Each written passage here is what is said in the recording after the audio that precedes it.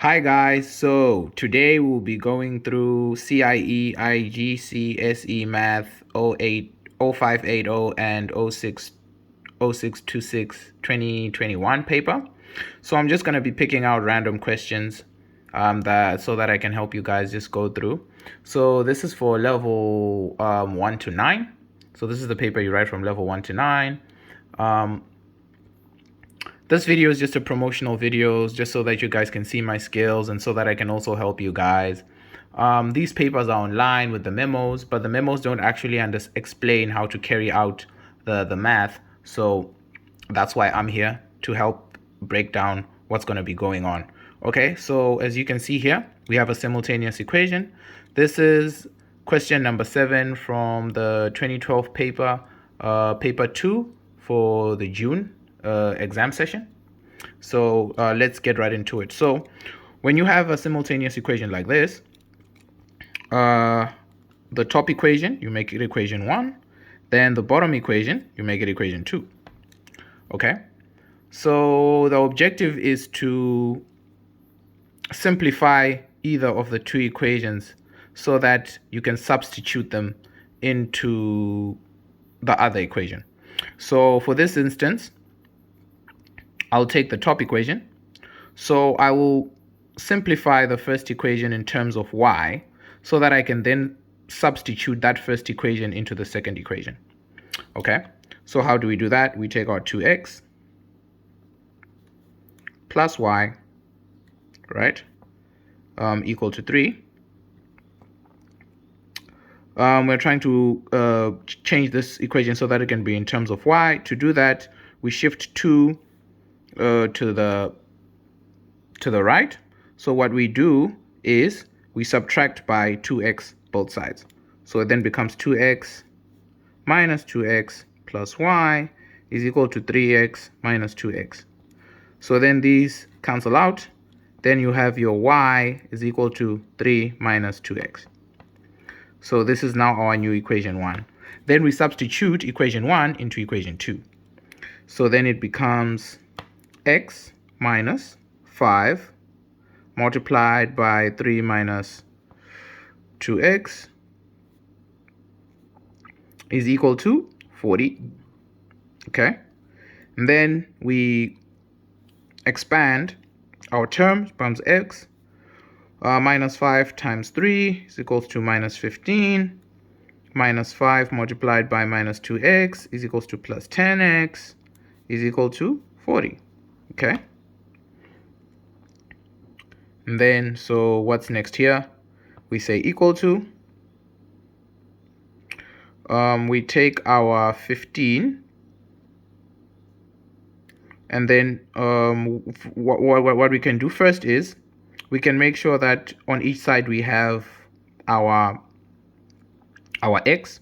So what we're going to do is we can add 15 both sides to make sure that we're only left with terms of x. So for this equation, if we were to add 15 both sides, we would then have x plus 10x 40 plus the 15 from this side that's come over this side, and then if we add that, we're going to have 55, and then what we're going to have here is 11x. So then we can divide by 11 both sides. Then x is equal to 5. Now that we have x, we can solve for y.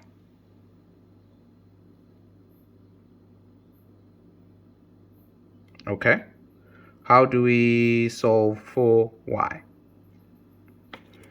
We go and we substitute our x in our y in equation 1. We're in equation 1 here, which has made y the subject of the formula. Okay, so then we're going to have y is equal to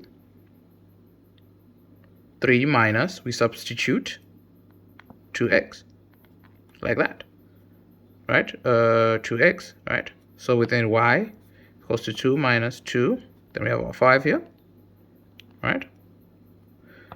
Oh, sorry, that's 3. Then y is equal to 3 minus 10. So y is equal to minus 7.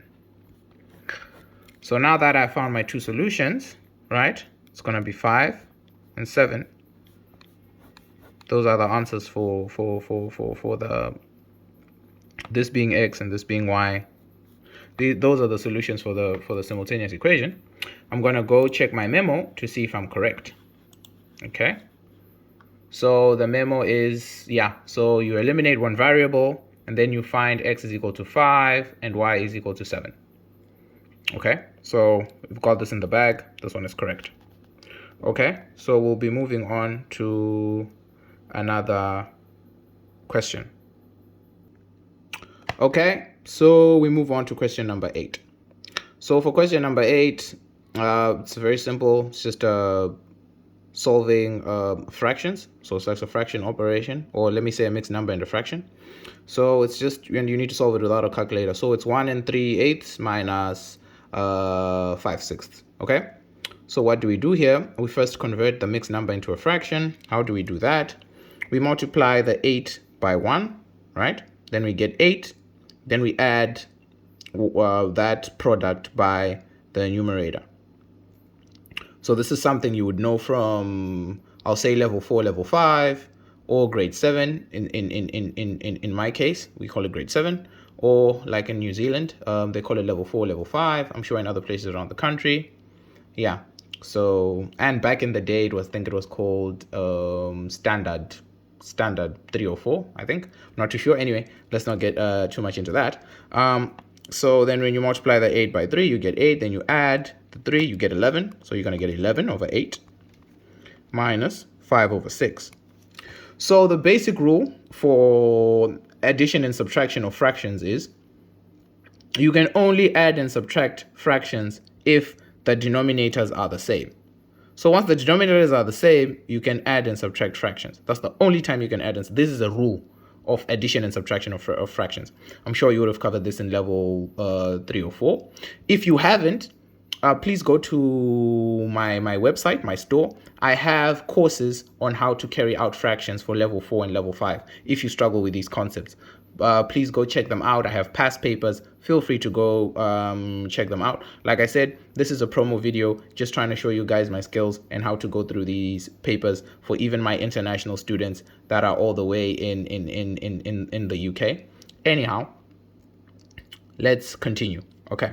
So now we want to find the lowest common multiple for 8 and 6 so that we can then turn that into our new denominator.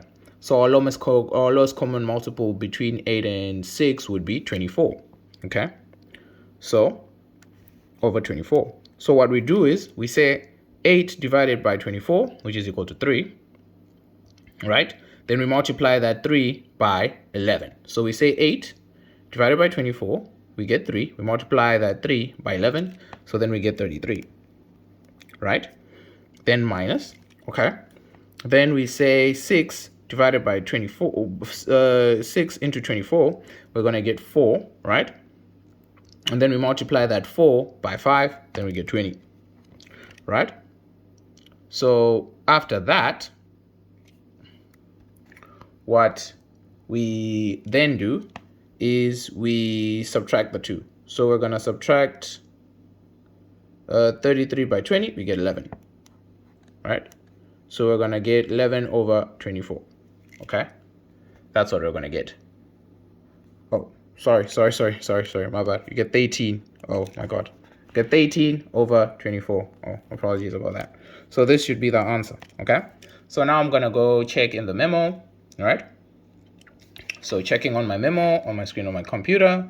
Okay, they do it a bit differently. There are two methods. So they're saying the correct step for dealing with mixed numbers. Okay, you convert that into that. Yes, you use the common denominator. Correct method of finding the common denominator. True. And then you're supposed to get 18 over 24. Awesome. Okay, so this is correct, 100%.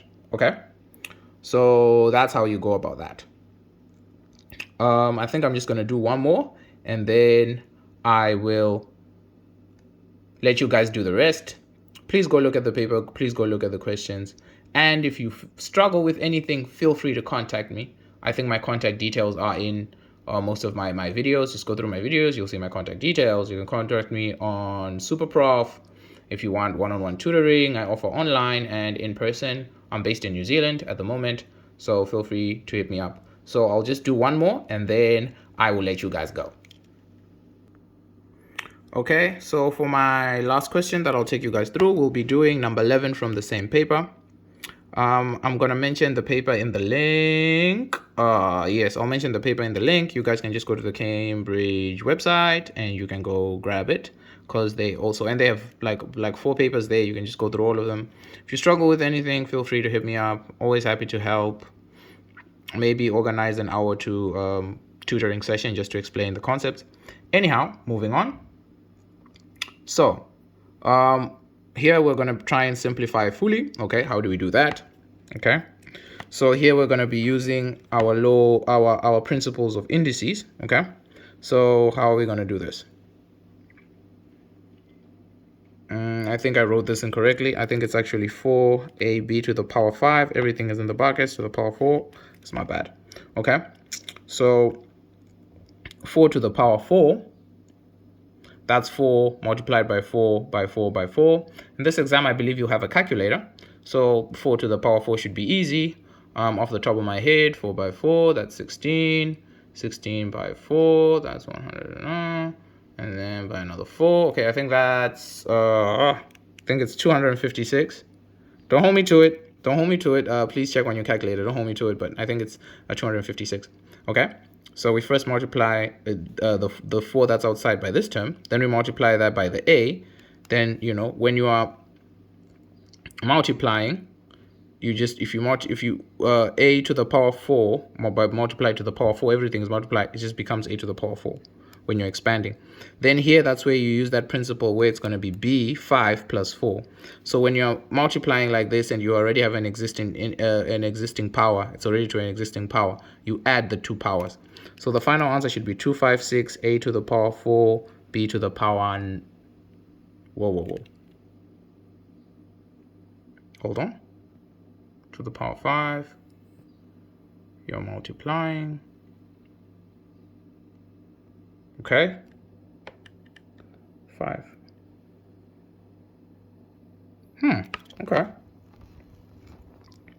B to the power 9, I believe. Because when you are multiplying, you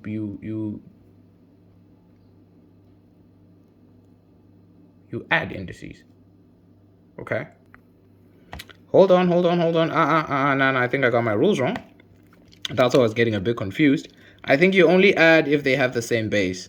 So in this case, it'll be 5 multiplied by 4. My bad. So here it's going to be 20. Sorry. I just had to rack my brain and try and remember that. Okay. You see why it's important to always practice your laws? Always practice your laws. You know, that was me, yeah. But anyway, moving on. That is most definitely correct. We'll check the memo. Okay, so we're going to moving on to B. It's going to be 2p to the power 1 over 3 equals to 6. Find the value of p. So this is very simple. How do we do this? Gonna have our 2p 1/3 equals 6. So what I would do first is I would divide by 2 both sides. Then I would have my p to the power 3rd is equal to 3, right? So to remove the third, we can power both sides by 3, right? Because this will multiply and this will cancel and it will become p to the power 1. P to the power 1 is the same as just saying p, and this 3 to the power 3 is 27. So it's as simple as that. Okay. Then for the last one, it's 81 squared divided by 3 to the power t equal to 9. Okay, this is a very odd one. Okay, so I think I'm actually going to need to think for this one. How would you best dissect a question like this? Okay, so yeah, and you want to find the value of t, of course. So here, what I would do, I would try and find how I can make all of these the same terms. That would be the easiest. So what can we do here? If you notice, everything here can be brought to the base 3 when we're talking about indices, right? So how do we do that for 81? Okay, so for 81, we should already know that 81 is, it's 3. What is 3? What is 3 times 3? Okay, 3 to the power 2. Okay, 3 to the power 2 would be 9. 3 to the power 3 would be 27, right? 3 to the power 4 would be 81. So we can then say 3 to the power 4 divided by 3t, 3 to the power t, my apologies, right, equal to 3 to the power 2. Okay, awesome, right? Then our 2 multiplies our 4, then we have 3 to the power 8 divided by 3t. I keep saying 3t, 3 to the power t equal to 3 squared, right? Then from this point onwards, this is we can simplify this in a whole host of ways. We can actually rewrite this as 3 to the power 8 over 3t is equal to 3 squared, right? So then we want to make 3t the subject of the formula. What we can do is we can cross multiply, right? So if we cross multiply, this becomes 3 to the power t, right? Okay, 3 to the power 8 is then equal to 3 squared multiplied by 3t, or to 3 to the power t, my apologies, pardon me. So then we divide by 3 squared on both sides. So then we can get 3 to the power 8 over 3 to the power 2, right, becomes equal to 3 to the power t. Then we can obviously write it as like in this notation, 3 to the power 8, right, divided by 3 to the power 2, right? So in this case, when we are dividing, we can subtract, so it becomes 3 to the power t is equal to 3. We can say, we can then say, okay, so here, so this is this step, then we can rewrite it like this, right? And then we can rewrite it like this, right? And then we will say our 8 minus our 2, then we'll get 6, okay? So what is 3 to the power 6? Off the top of my head, I don't think I can get that. It's a bit too far, but let's see. I know in this exam you're allowed to have a calculator, so let's see what we get.